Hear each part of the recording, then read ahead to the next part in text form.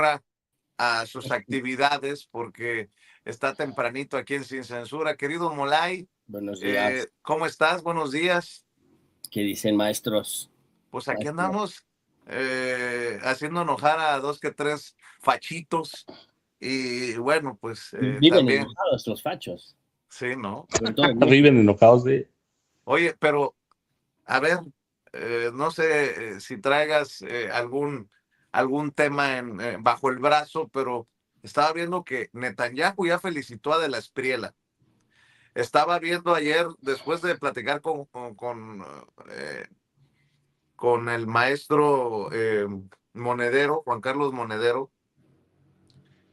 todo el desmadre, cabrón. O sea, ha sido en nuestras narices un gran montaje de la derecha para desacreditar al candidato de las izquierdas, en su momento llamarlo desde guerrillero a todo lo que han dicho. Y dices, solamente nos queda aprender. Porque mi querido Molay, ahí viene el lobo. Ayer Donald Trump también dijo, pues yo me siento muy orgulloso porque aquel güey me debe la presidencia porque estaba en 10º lugar y lo hicimos ganar. Toda más. Y todavía, en estos momentos, cuando no se define oficialmente ganador en las elecciones del domingo en Colombia, oficialmente, ya todo el mundo de la derecha, desde Giorgia Meloni hasta Donald Trump, hasta Marco Rubio, hasta Netanyahu, ya le llaman presidente electo por una razón, porque si la autoridad electoral dice que no, que ganó Cepeda, van a gritar fraude y le van a mandar el ejército a Petro para tumbarlo a la mala. Perdón por todo esto que estoy poniendo, pero mi querido maestro Molay Maza, tú también has estado al pendiente.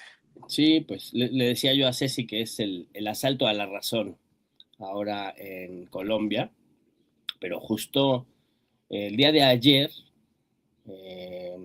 22 de junio, se cumplieron 85 años del inicio del ataque de los nazis, de las tropas hitlerianas en contra del pueblo soviético, el inicio de la Gran Guerra Patria, que al cabo de 4 años posteriormente, 5 años posteriormente, ese ejército estaba huyendo, desnudo, llorando. Berlín caía bajo las botas del ejército rojo y la bandera de la victoria se alzaba sobre el Reichstag. Es decir, hubo una respuesta y hubo un giro inesperado y una derrota, porque cuando los pueblos prueban la libertad y cuando los pueblos saben movilizarse, vienen las respuestas en contra de ese asalto a la razón que significa el nazismo y el fascismo, ¿no? Que el asalto a la razón es un texto de Georgi Lukács que escribe justo reflexionando cómo las filosofías vitalistas y racionalistas de principios del siglo XX generaron un ambiente cultural propicio para que la irracionalidad del nazismo y del fascismo se establecieran como sentido común y como política para justificar sus crímenes. Pero después vino la respuesta popular, ¿no? Y un poco en Colombia estamos viendo ese proceso, ¿no? Que efectivamente no sabemos aún el resultado final de la elección, pero el hecho es que hubo una mitad de la población que votó por De la Espriella, ¿no? Si gana Cepeda, ganará con un margen muy pequeño. Si gana De la Espriella, ganará con un margen muy reducido también. Pero hay datos que hay que los mismos compañeros, yo el domingo, el día de la elección, asistí a la conferencia de prensa de los compañeros del Pacto Histórico acá en la Ciudad de México, junto con otros colectivos, estuvieron allí, con 3, 4 colectivos de colombianas y colombianos que residen acá en México y el Pacto Histórico México, y ellos resaltaban un dato que es muy importante, o dos datos que son muy importantes, ¿no? El primero es que se rebasó el 60%, tuvieron un 63% de participación política, de participación general, ¿no? Entonces, 63,60% de participación.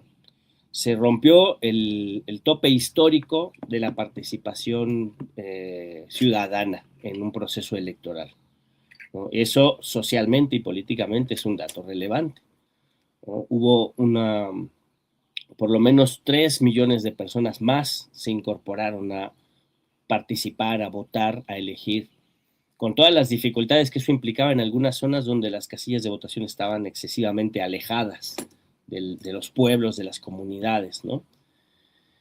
El otro dato importante es que Iván Cepeda es el dirigente de izquierda en la historia de Colombia más votado en toda la historia de Colombia, ¿no? La historia democrática de Colombia es una historia añeja, pero jamás había participado, sin ser asesinado, un dirigente progresista, un dirigente de izquierda, ¿no? Hay una tradición de la derecha colombiana de asesinar a la oposición, de exterminar a la oposición. Es una derecha muy violenta, muy reaccionaria, y nunca se habían dado las condiciones para que un candidato tuviera una votación tan elevada, ¿no? Incluso la votación que tiene Iván Cepeda es más alta que la que tuvo Gustavo Petro en su momento, con la que ganó, y que también estuvo difícil, estuvo cerrado, pero es un momento distinto, ¿no? No teníamos ese trompismo tan agresivo, tan intervencionista, capaz de destruir y violar cualquier tipo de legislatura, cualquier tipo de regla, con tal de imponer a sus perritas, a sus títeres, ¿no? Pero también había una efervescencia popular de movilización que fue la que llevó al triunfo a Gustavo Petro en su momento con Francia Márquez, ¿no? Y en esta ocasión no se tiene esa efervescencia, pero se tiene a un pueblo que ha conocido ya el gobierno democrático, ¿no? Jamás en la historia de Colombia había habido un gobierno democrático, un gobierno que defendiera derechos y que lograra nuevos derechos para el pueblo, que defendiera la paz y que pusiera sobre la mesa como elemento principal para hacer política el diálogo, la concertación y la búsqueda de soluciones pacíficas y de soluciones colectivas para los territorios donde se combate el narco, por ejemplo. Jamás habíamos tenido un gobierno en Colombia en donde realmente se combatiera al crimen organizado y al narco, no con los lineamientos de la DEA, sino con políticas internas de solución de conflictos y de redistribución de la riqueza, incluso de distribución de tierras y de sustitución de cultivos para ir ganándole terreno a la economía del crimen organizado, ¿no? Y eso se vivió con Petro. Ese pueblo ha vivido esas victorias con Gustavo Petro. Por supuesto, también tuvo sus limitaciones, tuvo sus errores, por ejemplo, por supuesto, pero sobre todo tuvo sus ventajas comparado con los gobiernos tradicionales, tanto liberales como conservadores.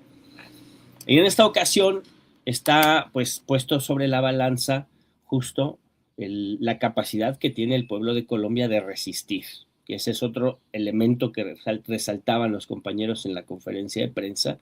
El pueblo de Colombia, las organizaciones sociales, políticas, sindicales, populares de Colombia, territoriales, las organizaciones de los pueblos indígenas, las organizaciones de los pueblos de los afrodescendientes, son organizaciones y sujetos que saben resistir, que han resistido durante décadas la violencia del Estado, la violencia paramilitar, la violencia del intervencionismo yanqui, porque uno de los países de América Latina donde más terriblemente ha intervenido de manera directa el imperialismo yanqui.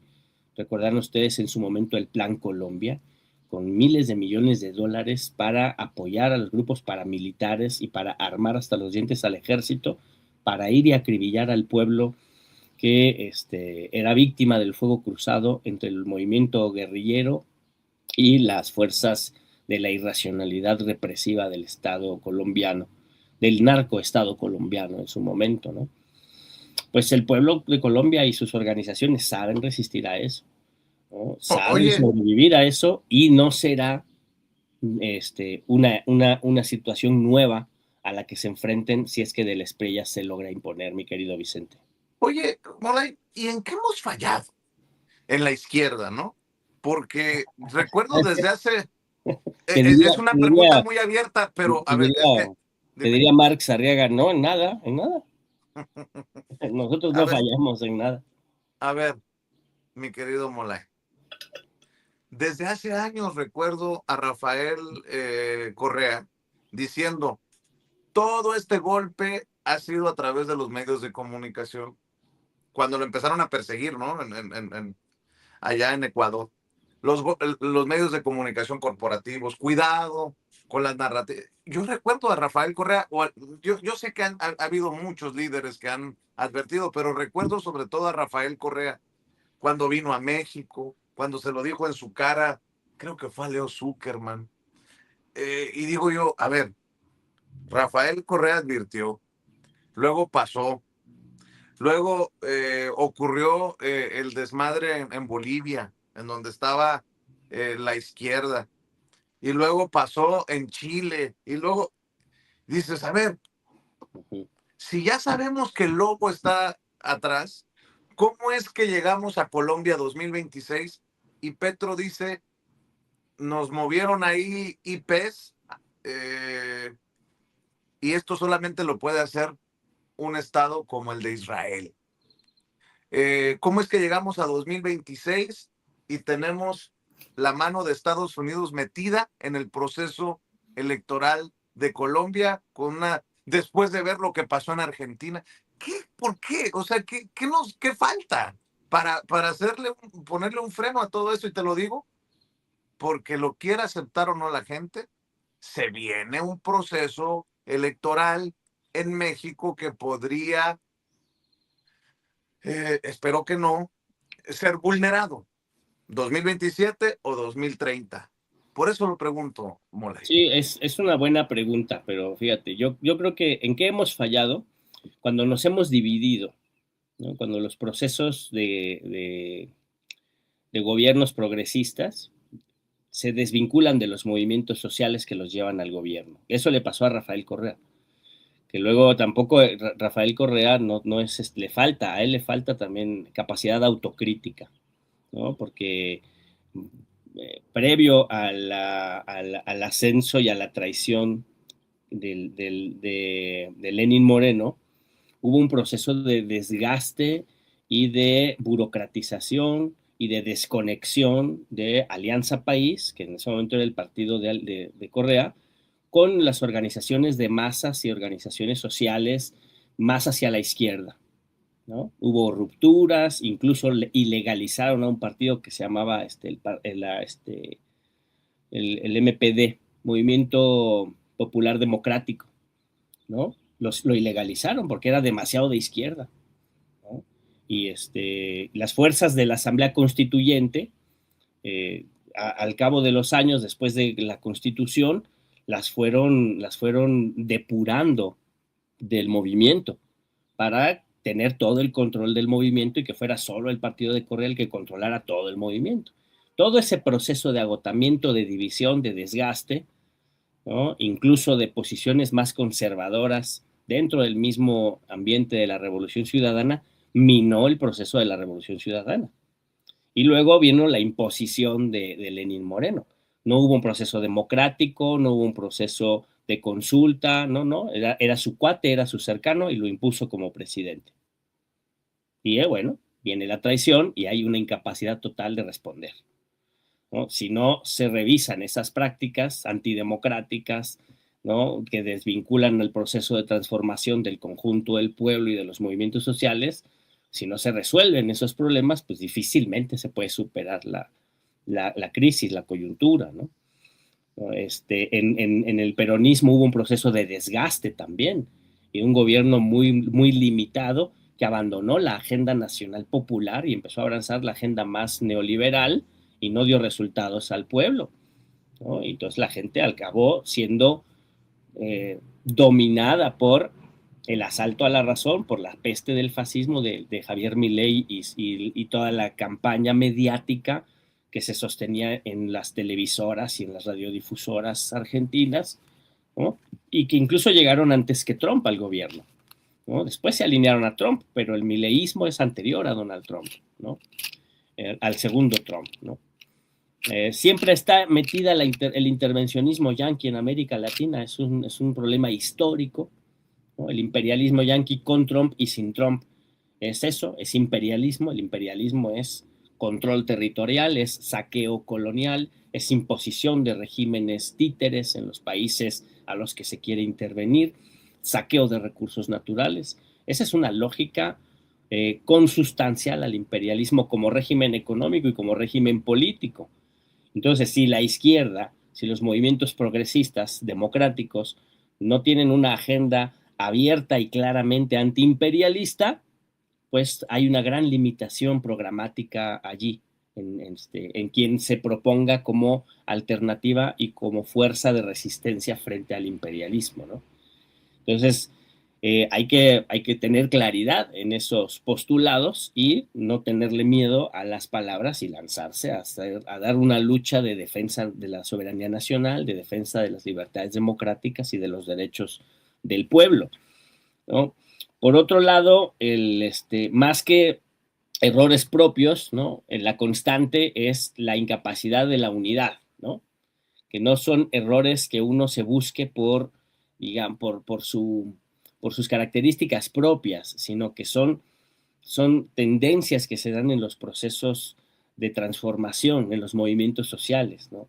Siempre hay diversidad de pensamientos, eso es muy positivo, pero si no se saben gestionar esa diversidad, si no se sabe mantener la unidad, si hay división del movimiento, pues ahí se le abre la oportunidad a los fascismos y a las derechas para meterse, para colarse, ¿no? Que es lo que nos ha pasado en lugares como Bolivia, ¿no? Pero ahí está la fuerza popular como una fuerza que es capaz de superar las coyunturas políticas y de reconstituirse y reconstruirse.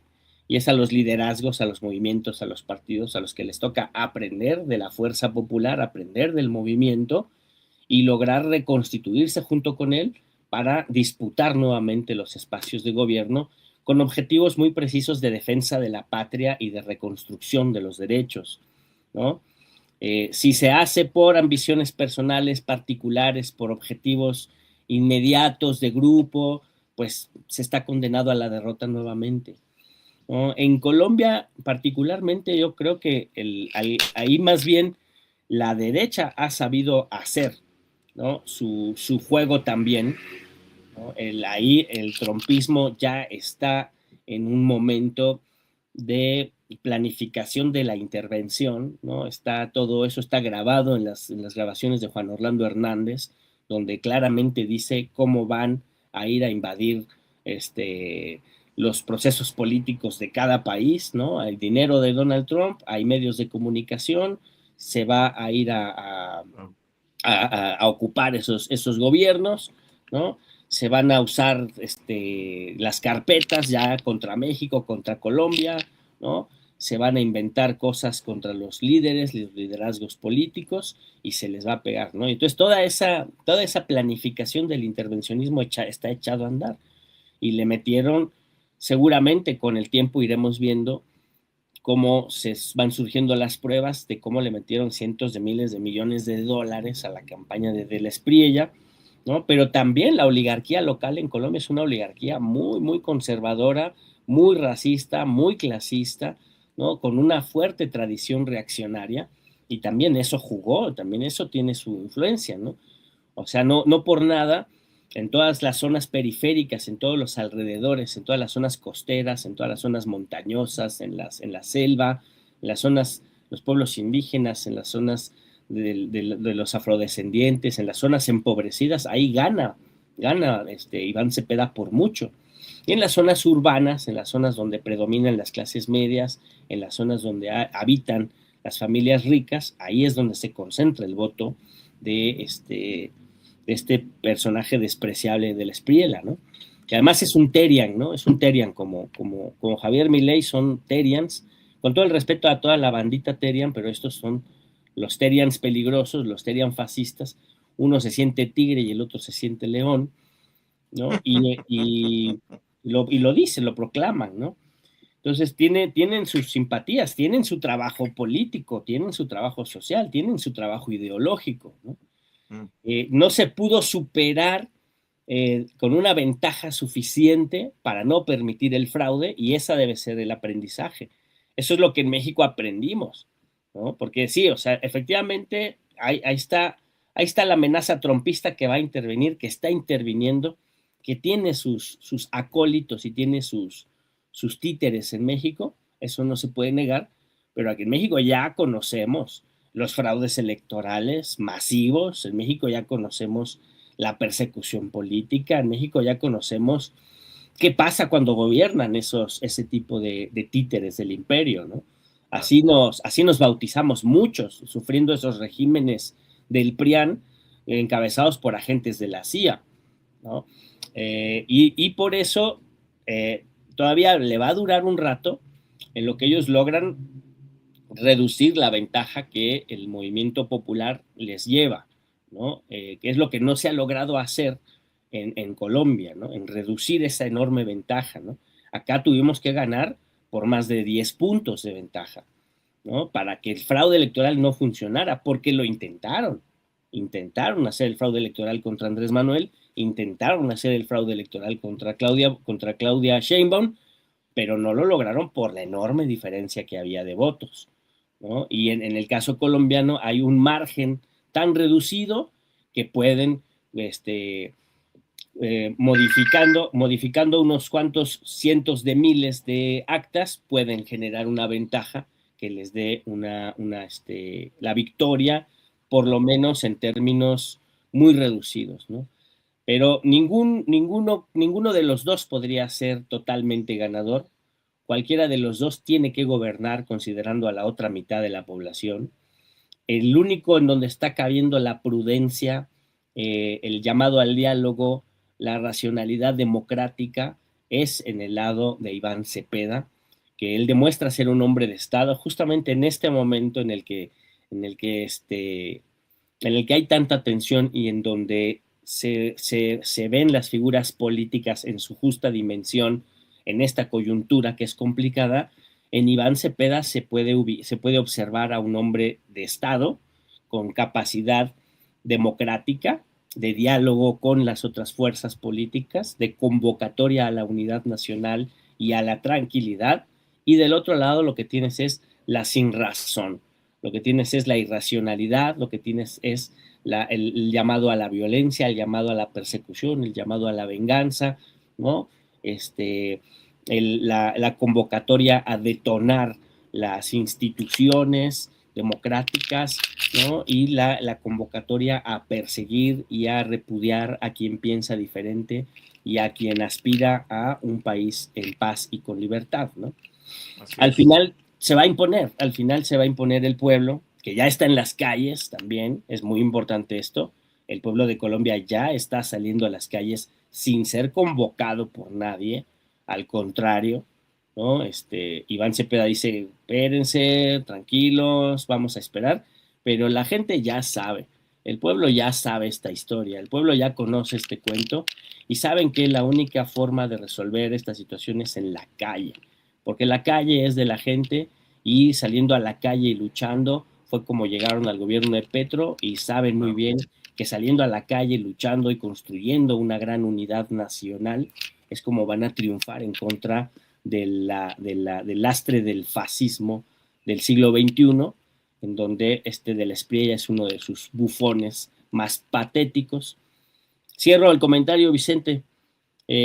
A la vuelta de la esquina, por ahí de noviembre, se verán poderosamente debilitados estos títeres, estos parásitos reaccionarios, se van a quedar colgados de la brocha, tanto Milei como Noboa, si es que de la Espriella se lleva esta elección, se quedarán colgados de la brocha porque el trumpismo va a iniciar un proceso de implosión, ¿no? Ya empezó su proceso de decadencia, su proceso de putrefacción, de reducción, pero después de noviembre va a empezar una implosión y muy probablemente pierda el gobierno y se quedarán los que no tienen programa y solo llegaron al gobierno apostando a estar bajo la férula del imperialismo yanqui, pues se van a quedar desprotegidos por lo menos de esta ala más irracional y más dura, más intransigente que ha sido el trumpismo. Así que tampoco las tienen todas con ellos,